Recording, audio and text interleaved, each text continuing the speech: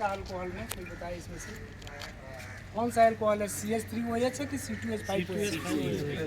C2H5OH है इसमें। क्यों आग लगता है इसमें C2H5OH में? बताइए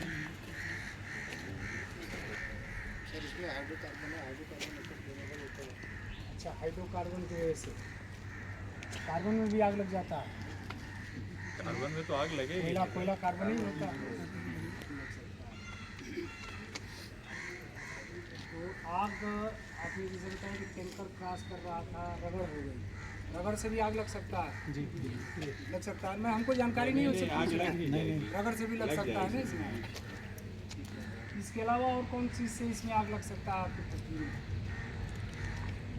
तो मान लीजिए आपका इलेक्ट्रिक जा रहा है, आग लग गया, बॉयलर भी फटते हैं इसमें, सुनते हैं हम लोग पेपरों में कि बॉयलर क्या फट गया और क्या क्या। बॉयलर तो सब बॉयलर फटने से भी हो सकता है, शॉर्ट सर्किट से भी आग लग सकता है। तीनों के अलग अलग बुझाने के तरीके होंगे कि एक ही तरीका है तीनों? अलग अलग। अगर शॉर्ट सर्किट लग गया तब क्या करते हैं आप लोग? उसके लिए एक आदमी को बताइए। हाँ बताइए क्या करें? CO2 या ड्राई पाउडर से ही कंट्रोल किया जा सकता है। वो कितनी जगह को व्यवस्थाएं हैं इसमें? है व्यवस्था हर जगह? वो मतलब कार्बन डाइऑक्साइड जो इसमें भरे रहते हैं, वो छोटे छोटे बोतल, और पाइप भी उसका है का कोई? पाइप वाला सिस्टम नहीं। अच्छा, फायर इंस्टीट्यूशन भी बिजली के लिए हो गया। दूसरा क्या बता रहे थे? बॉयलर फटा तो क्या करेंगे? वाटर फायर ड्रेस यही रहेगा सेफ्टी के बचाव के लिए, और भी कुछ है इसमें? इतना ही है। चेहरे कैसे बचाएंगे इसमें? आपकी लपटें आ रही हैं, हमारे पास नहीं कोई ऐसे 2-3 आदमी की ऐसी व्यवस्था नहीं कि उसको खुद भी ऑक्सीजन मिलता रहे?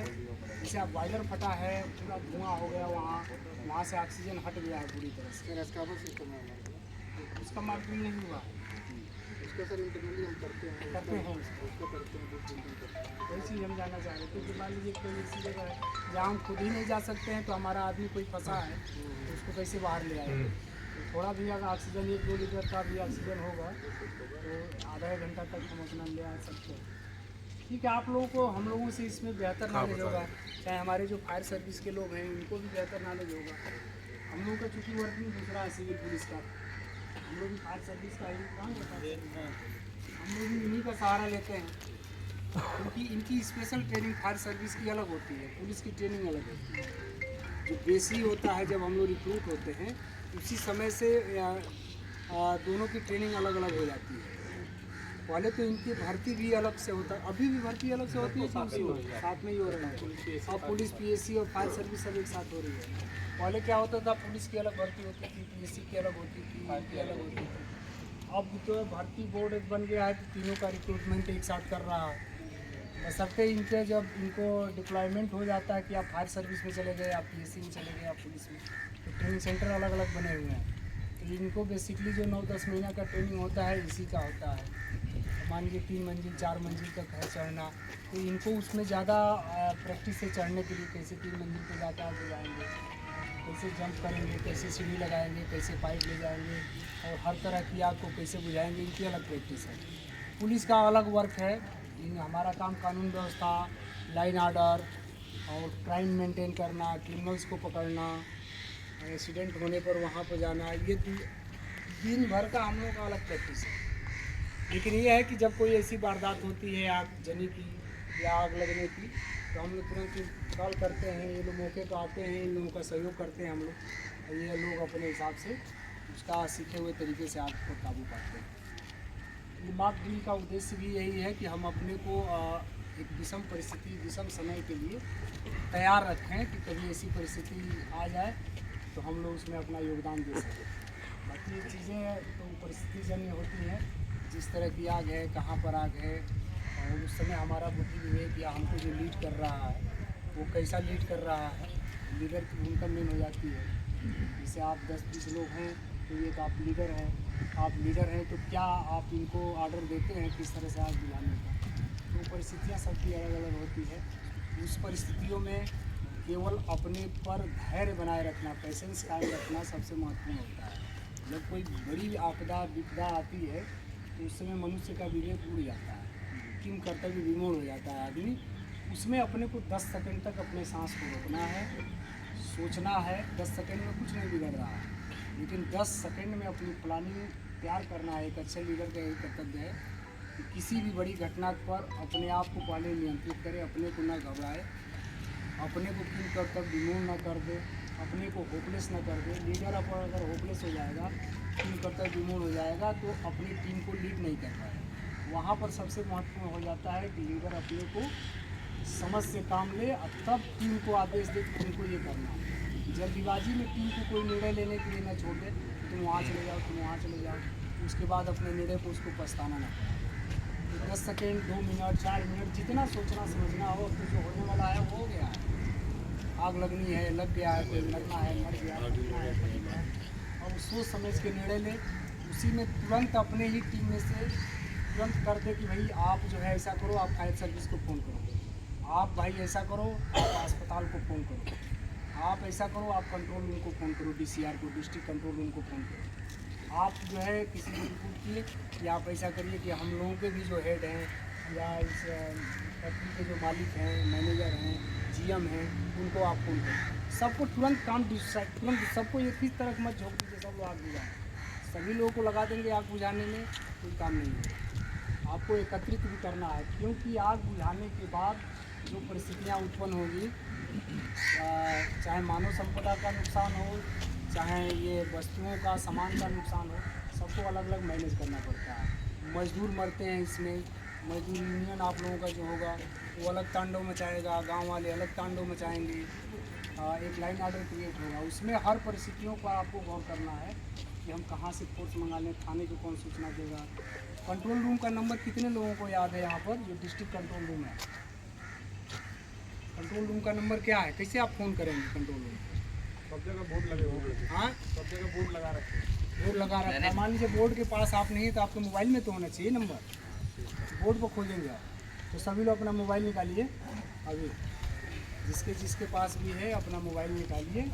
कंट्रोल रूम का नंबर हर आदमी के पास होना चाहिए। एक कंट्रोल रूम को आप फ़ोन कर देंगे अगर इस नंबर पर, तो आपको थाने की पुलिस भी आ जाएगी, ज़िले से पुलिस भी आ जाएगी, फायर सर्विस भी आ जाएगी, और जो भी आने हैं आपकी सुविधा सहायता के लिए वो सारी टीमें इस नंबर से आ जाएगी। 112 नंबर सर। नहीं, कंट्रोल रूम 112 पर 112 की गाड़ी आएगी। डिस्ट्रिक्ट कंट्रोल रूम का नंबर 94 54 1933। एक बार हमने नोट भी कराया था, 94 54 1933। इस नंबर पर डिस्ट्रिक्ट कंट्रोल रूम DCR का नंबर है।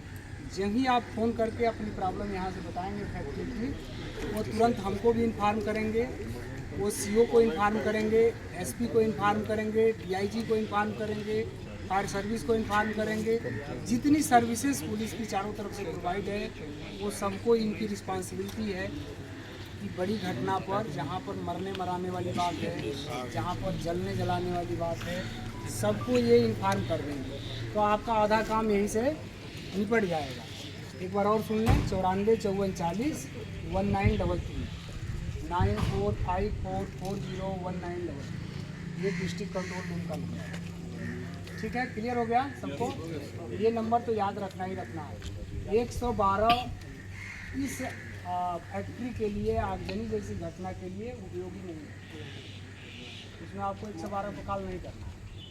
112 पर कॉल करेंगे तो 15 मिनट के बाद 112 आएगी, और वो 112 आप ही को डिस्टर्ब करेगी। कॉलर को कहाँ है, कहाँ से मुड़ना है, कहाँ जाना है, कैसे आग लगा है, वो आप पागल हो जाएंगे जब उसको सूचना बताते बताते 15 मिनट आपका खा जाएगा।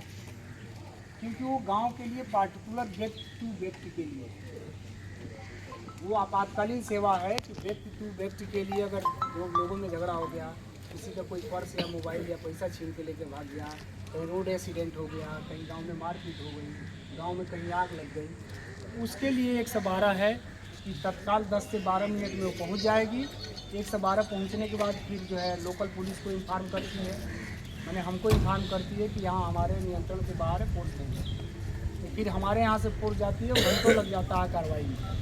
DCR को जब ही आप फ़ोन करते हैं, DCR जो है तुरंत हमको भेजेगा, सीओ साहब को भेजेगा, क्योंकि ये फैक्ट्री है। यहाँ पर हज़ारों आदमी का रोजी रोटी चल रहा है, हज़ारों वर्कर्स हैं, यहाँ परिवार हैं लोगों के, आसपास के गांव हैं। तो इसको माना जाता है कि ये ज़िले में 2 ही 4 ऐसे उद्यम होते हैं जो इस लेवल के होते हैं। ये बड़े उद्यमों में गिनती है ना, जैसे मुंडरवा शुगर मिल है, ये शुगर मिल है, और कहाँ पर है, बबनान है शुगर मिल है, वो तो दूसरे ज़िले में पड़ जाता है, बबनान वाला है। इस ज़िले में 2 ही शुगर मिल है। तो ये बड़े उद्यमों में इसकी गिनती है, बड़े संस्थानों में गिनती है। तो यहाँ पर कंट्रोल रूम का फ़ोन करना आवश्यक रहेगा। तो हम बता ये रहे थे आपको कि पहले तो आप अपने ही टीम से कुछ लोगों को चयनित कर लेंगे। भैया आप कंट्रोल रूम को फ़ोन करो, DCR को, आप फायर सर्विस को फ़ोन करो, आप एम्बुलेंस को फ़ोन करो, आप जिला अस्पताल को फ़ोन करो, CSC को फ़ोन करो। इसमें से आपने काम बांट दिया, बाकी लोगों को आपने एकत्रित किया। किधर से आपको निर्णय लेना है कि किधर से हम आग बुझाना शुरू करें, अपने संसाधन का कितना तक हम इसमें यूटिलाइज कर सकते हैं। ये विवेकपूर्ण निर्णय आपको उस समय परिस्थितियों के अनुसार लीडर को लेना है। बाकी हर आदमी चाहेगा इसमें, जो भी टीम मेंबर आपके हैं या बाहर से जो आपकी सहायता के लिए लोग आ रहे हैं, कि आपदा से लोग निपटें। इसमें मेन चीज़ है हौसला स्वयं का भी बनाए रखना। जो घायल व्यक्ति आपका साथी पड़ा है, आपके वर्कर पड़े हैं, आपके ऑफिसर पड़े हैं, उनको भी हौसला बढ़ाए रखना है, क्योंकि ये आदमी हौसला खो देता है उस समय बड़ी दुर्घटना को। हौसला खोने की वजह से आदमी मरता है, जलने की वजह से आदमी नहीं मरता है। सीमा पर जवान होते हैं, आप सुनते होंगे 4-4 गोलियाँ लग गई, 6-6 गोलियाँ लग गई, क्योंकि उनके अंदर इतना जोश पहले से भरा रहता है कि हमको गोलियाँ हमारी मौत नहीं कर सकती। एक जवान को आप देखे होंगे 10-10 गोलियाँ लगी रहती हैं, सीने में भी लगी रहती है, पीठ पर भी लगी रहती है, पैरों में लगी रहती है, हाथ में लगा रहता है, और जवान क्या होते हैं, बच जाते हैं, क्योंकि उनको उस तरह का ट्रेंड प्रशिक्षण में ही कर दिया जाता है कि तुमको गोली नहीं मार सकती है। तो कई लोगों को आपने राष्ट्रपति से पुरस्कार लेते हुए भी देखा है, जो बड़ी बड़ी लड़ाइयों में जो है जिनके दोनों हाथ कट गए हैं, पैर कट गए हैं, गोलियों से सीना चलनी हो गई, वो जिंदा रह गए। एक उदाहरण के लिए आपको हम बताते हैं, जो है एक बार साइंटिस्टों की, डॉक्टरों की टीम ने एक प्रैक्टिकल किया कि व्यक्ति मरता कैसे है। तो उसके सामने, व्यक्ति के सामने जो है कोबरा, जो सबसे खतरनाक सांप है, उस तरह के 2-3 सांप दिखाए गए, और उनके माइंड मेकअप किया गया कि इस सांप के काटने के 3 सेकंड के अंदर मर जाता है आदमी, इस सांप के काटने से 1 मिनट के अंदर आदमी मरता है, इस सांप के काटने से 2 घंटा के अंदर आदमी मरता है। उस आदमी को पहले सांपों की वैरायटी दिखाई गई, और उसी में से एक सांप जो है, कोई पहले से तय था कि तुम एक सांप को छोड़ दोगे जो 3 सेकंड के अंदर काटने से मरता है आदमी, और वो आदमी से वो सांप छोड़वा दिया गया। वो आदमी बैठा है, वो सांप छूटा, सांप का काम ही है डंक मारना, लेकिन उसके जो विष वाली थैली थी वो पहले से निकाल ली गई, दांत भी उसके विष वाले निकाल लिए गए, लेकिन अब अपने स्वभाव के अनुसार वो सांप ने डंक मारा उस व्यक्ति को, और वो आदमी 3 सेकंड के अंदर मर गया। और शरीर की जांच की गई तो कोई शरीर में कोई सांप का पॉइजन नहीं था। तो चिकित्सकों ने ये साबित किया कि व्यक्ति जो है अपने भय से मरता है, मृत्यु उसके भय से वो अपना मृत्यु को प्राप्त होता है। समझ गए ना? तो ये उस समय हौसला सबसे महत्वपूर्ण है कि आप अपने अंदर हौसला कितना रखे हैं और अपने टीम के हौसला कितना बुलंद दिए हैं कि भाई घबराना नहीं है। जो चोटेल है उसको भी हौसला कुछ नहीं है, अभी हॉस्पिटल पहुँचेंगे हम लोग, इससे बड़े बड़े हमने देखा है कि चोट लगा है, जला है, टूटा है, फूटा है, आदमी मरता नहीं है, तुम बहुत सेफ हो। हौसला मेन होता है। ठीक है, आप वीडियो बंद करो।